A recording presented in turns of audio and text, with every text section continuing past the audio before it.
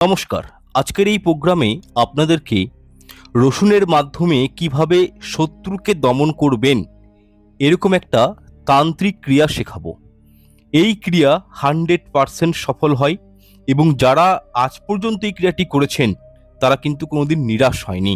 দেখুন, সারাদিনে আমাকে অনেকেই ফোন করেন, অনেকের বাড়িতে বাস্তু দোষ রয়েছে, অনেকের গৃহে কোনো অশুভ শক্তি রয়েছে। তো সুতরাং আজকের এই প্রোগ্রামটি আপনারা যদি দেখেন তাহলে কিন্তু একটি দারুণ তান্ত্রিক ক্রিয়া শিখতে পারবেন, যে ক্রিয়াটি নিজেরা খুব সহজভাবে করে কিন্তু জানতে পারবেন যে আপনাদের উপর কোনো নজর দোষ লেগেছে কিনা, আপনার গৃহে কোনো বাস্তু দোষ রয়েছে কিনা, কোনো অশুভ নেগেটিভ এনার্জি আপনার গৃহে রয়েছে কিনা, এবং যদি আপনার জীবনে প্রচণ্ড গোপন শত্রু থাকে তাহলে এই ক্রিয়ার মাধ্যমে সেই শত্রুর মুখ পর্যন্ত বন্ধ হয়ে যাবে। সুতরাং অনেকের দেখবেন বাড়িতে নিজের ঘরের লোকই শত্রু হয়, অনেকের আবার কলিগস যারা কর্মক্ষেত্রে চাকরি করেন তাদের কিন্তু সিনিয়র বলুন, তাদের বস বা হয়তো কলিগস তারাও শত্রুতা করে, বা আপনার পাড়া প্রতিবেশী অনেক সময় শত্রুতা করে। তাহলে এই শত্রুর মুখ বন্ধ করার জন্য উপায়টি কিন্তু করতে পারেন। আচ্ছা, প্রথমে আপনাদেরকে বলবো যে নিজের বাড়ির বাস্তুতে কোনো নেগেটিভিটি আছে কিনা বা আপনাদের জীবনে কোনো পিতৃদোষ আছে কিনা সেটা কিভাবে জানবেন। খুব সিম্পল ব্যাপার, আপনারা যে কোনো দিন একটি বোটা সমেত পান নিয়ে নেবেন, পান পাতাটি গঙ্গা জল দিয়ে ধুয়ে তার মধ্যে হলুদ লাগাবেন এবং সেটি আপনার বাড়ির সদর দরজার সময় রাত্রিবেলায় রেখে দেবেন।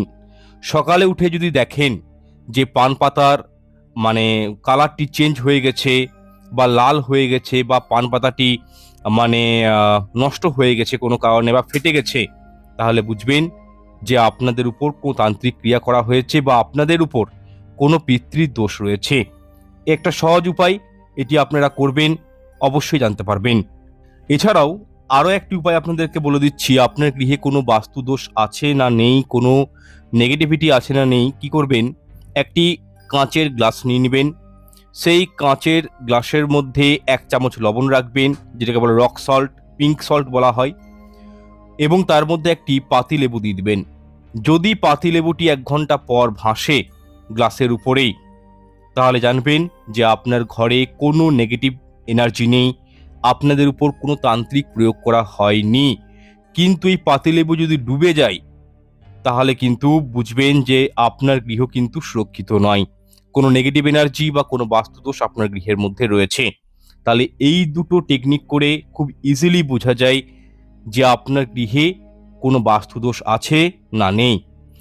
ধরুন বাইরে থেকে কোনো তান্ত্রিক দিয়ে আপনার কোনো শত্রু আপনার ক্ষতি করে ফেলেছে, ইতিমধ্যে আপনি অনুভব করছেন যে আপনাদের টাকা পয়সা লস হয়ে যাচ্ছে, কোনো কাজ হচ্ছে না, সাংসারিক জীবনে অশান্তি, রোগ জ্বালা লেগেই রয়েছে, বাইরে মান সম্মান পাচ্ছেন না, বাড়িতে যতক্ষণ থাকছেন মন মেজাজ অত্যন্ত খিটখিটে, তার বুঝবেন যে তান্ত্রিক প্রয়োগ আপনাদের উপর করা রয়েছে।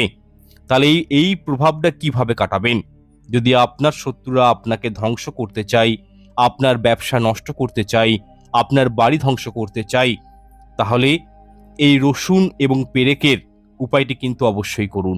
এছাড়াও যদি আপনার শত্রুরা আপনার উপর বন্ধনকারী ক্রিয়া করে থাকে, যেমন আপনার বুদ্ধি আবদ্ধ করে দিয়েছে যাতে আপনি সঠিক সিদ্ধান্ত নিতে না পারেন, কোনো কাজ ঠিকঠাক মতো করতে পারছেন না, এরকম আপনাকে একটা বস করে রেখেছে দূর থেকে, সর্বদা সমস্যায় জর্জরিত রয়েছেন, অর্থ নাশ হয়ে যাচ্ছে, ঠিক আছে, এটাকে বলা হয় বন্ধন প্রক্রিয়া, অর্থকে বেঁধে রাখা।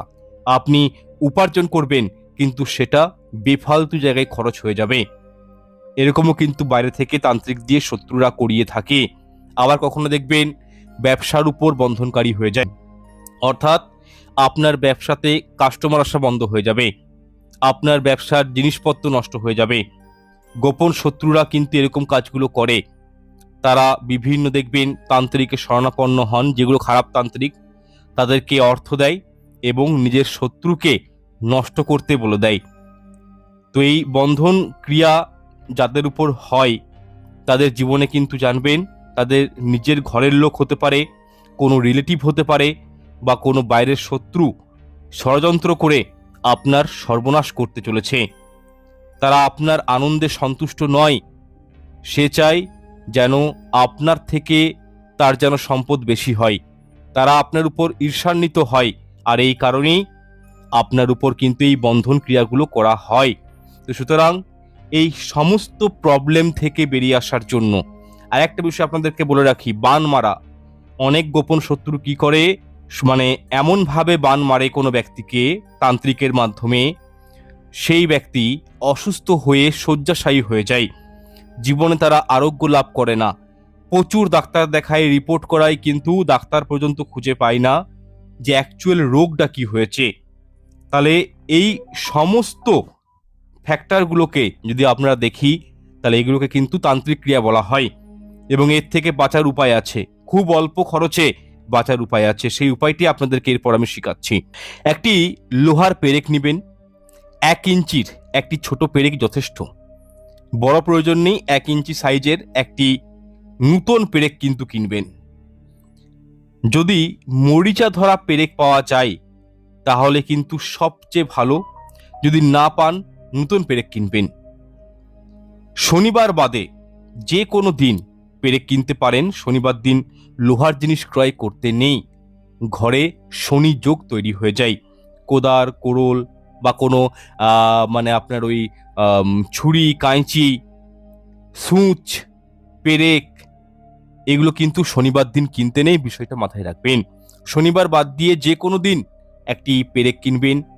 একটি রসুনের কোয়া নেবেন, পুরো রসুন নয়, শুধু একটি কোয়া আলাদা করুন, খোসা সহ কোয়াটা কিন্তু নেবেন। রসুনের কোয়া খোসা যেন থাকে, খোসা ছাড়াবেন না।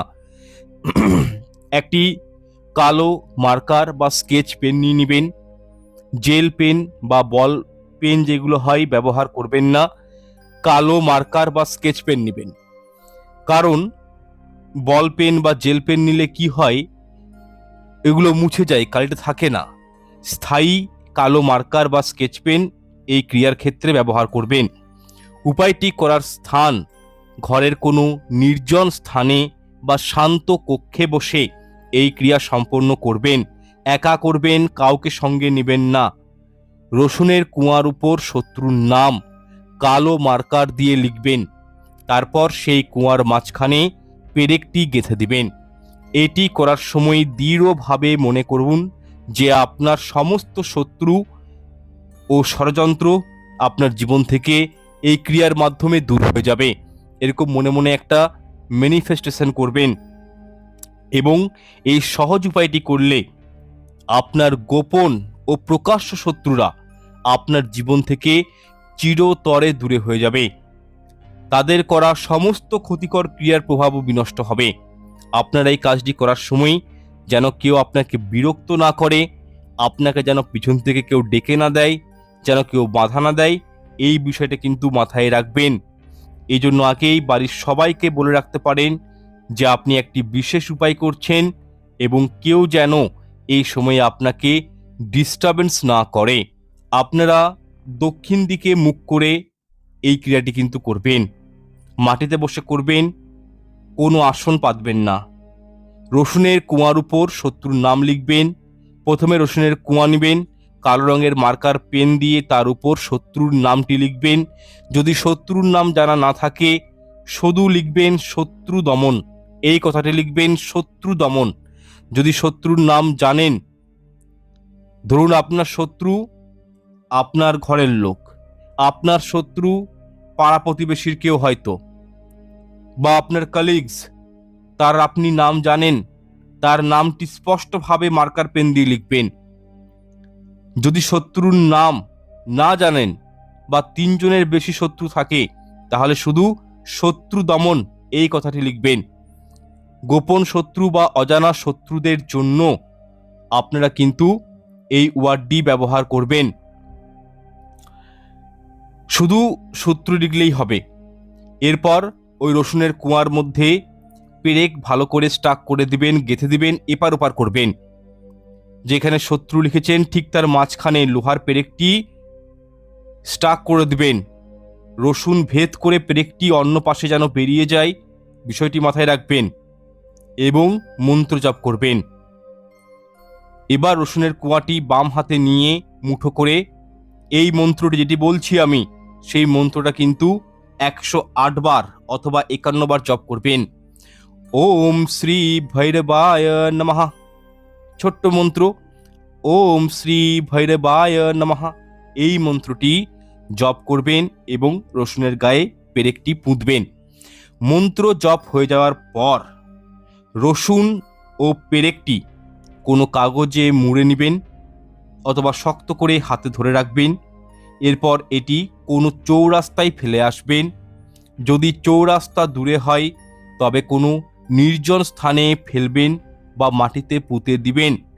কন্ডিশন একটাই, এই ক্রিয়াটি করার সময় বাইরের লোক যেন আপনাকে স্পর্শ না করে, আপনাকে যেন ক্রিয়াটি করতে না দেখে, বা আপনি যে ক্রিয়াটি করেছেন এটি সম্পর্কে কাউকে বলবেন না।